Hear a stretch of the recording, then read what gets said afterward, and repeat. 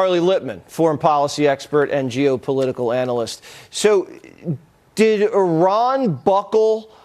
Do you believe that they will keep the Strait open as they negotiate an end to this? They probably will, because it's in their interest to delay and rearm, re-equip, maybe get more missiles from China in the meantime. But the real question is, do they feel defeated? A good analogy is in World War I, the Germans lost, but they did not feel defeated, and they came back to World War II 20 years later. But after World War II, the Germans were utterly and totally defeated, and 80 years later, they have no appetite for war. So the big question will come during the negotiations, and we'll find out whether they feel defeated, whether this is a ploy, as your previous guest just speculated on, to just delay and rearm, because you cannot trust them. That's absolutely the case. The fact that you heard the previous guest say that there was still about 2 weeks of bombing left, there were a lot of targets left on the list that we left on the table to seek this truce.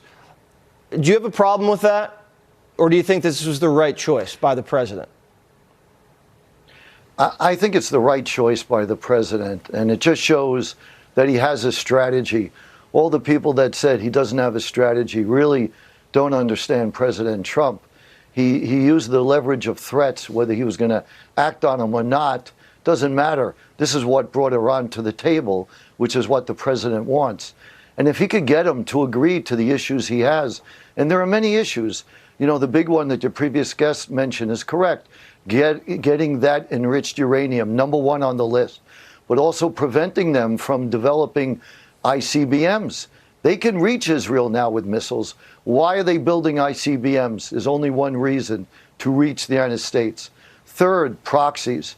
You have to stop them. You have to protect our allies in the region. You have to protect Saudi Arabia, UAE, Kuwait, Qatar, and others. They need our protection. They're our loyal, reliable friends and allies in the region. And four, you have to think of the Iranian people. Human rights, what happens to them?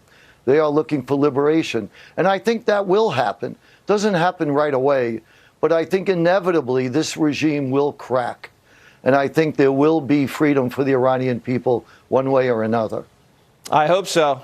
You never know, though, in that part of the world. It's very tough to predict. Henry, thank you so much.